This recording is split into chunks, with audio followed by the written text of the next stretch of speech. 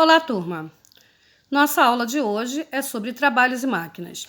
Nessa aula, vamos aprender o trabalho de uma força, conhecer o trabalho da força-peso, assim como aprender a aplicação da potência relacionada ao trabalho. Mas o que é trabalho? Na física, é quando deslocamos um corpo a uma determinada distância através de uma força. Dizemos que essa força realizou um trabalho.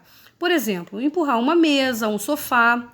Quanto maior a força empregada, maior será o deslocamento, maior será o trabalho realizado.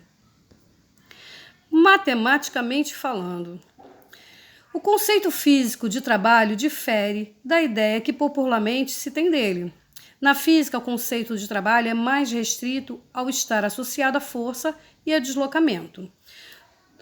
Nós vemos representado nesta equação o trabalho que é calculado em joule e é representado pela letra grega tal. Então, tal é igual à força, que é em newton, vezes o deslocamento, que é calculado em metros. Por exemplo, para calcularmos o trabalho realizado por uma força-peso sobre um corpo, nós usamos essa equação ilustrada. Podemos dizer que o homem está empurrando um carrinho cheio de pedras, ele vai estar deslocando este carrinho por 3 metros e usando uma força de 12 nêutrons. Então, colocamos em prática a equação, substituindo as letras ou símbolos pelos números dados. Pronto, chegamos ao resultado do trabalho, que é a força realizada. Ou seja, a força realizou esse trabalho.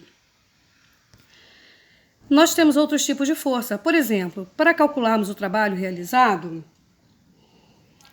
no dia a dia, o trabalho realizado pela força-peso sobre um corpo abandonado de uma determinada altura. Faz-se necessário conhecer a massa, que é simbolizada pela letra M do corpo. A aceleração da gravidade local, representada pela letra G, e a altura, representada pela letra H, que corresponde à distância percorrida na vertical. Nós também fazemos a equação, do tal é igual força vezes deslocamento. E a força analisada é a força-peso. Então, F é igual a P, que é igual a M vezes G. Então, nós temos tal é igual massa vezes gravidade vezes altura. Isso é trabalho da força-peso. De acordo com o Sistema Internacional de Unidade, o SI, trabalho é igual força vezes deslocamento. Trabalho é igual newton vezes metro.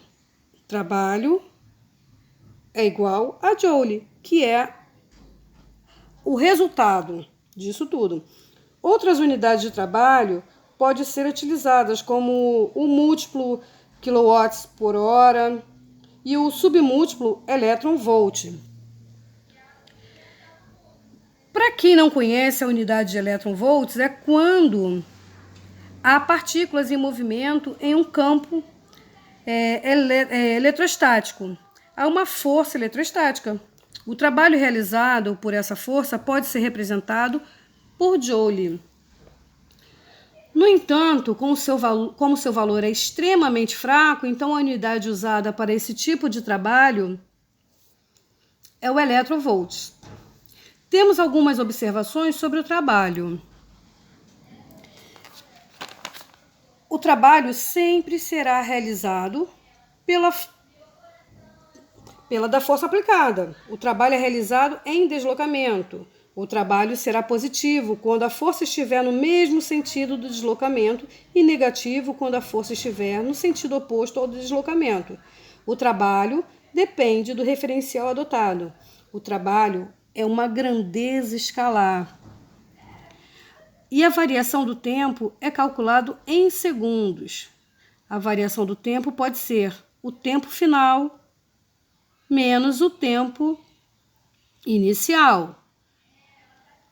O trabalho pode ser relacionado à velocidade, quando a força for constante e paralela ao deslocamento.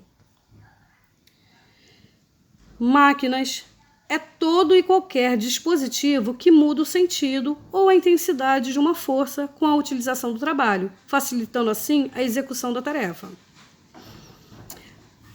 As alavancas, elas têm um papel principal de facilitar o trabalho de nosso dia a dia. Desde os tempos primitivos, a palavra alavanca vem do alavancar, impulsionar, entre outros significados. A alavanca é uma barra rígida que pode ser reta ou curva, móvel em torno de seus pontos chamados de fulcro ou ponto de apoio. São 3 tipos de alavanca. A interfixa, com o fulcro entre a potência e a resistência. O homem primitivo descobriu que quanto mais longa a alavanca, mais peso ela podia erguer com menos esforço. Exemplo, a gangorra e a tesoura, entre outros. Interresistente é a alavanca com a resistência entre o ponto de aplicação da potência e o fulcro, como, por exemplo, o quebra-nozes, o abridor de garrafa. E temos também a alavanca interpotente, com o ponto de aplicação da potência entre o ponto de aplicação da resistência e o fulcro, como é o caso da pinça e o pegador de gelo.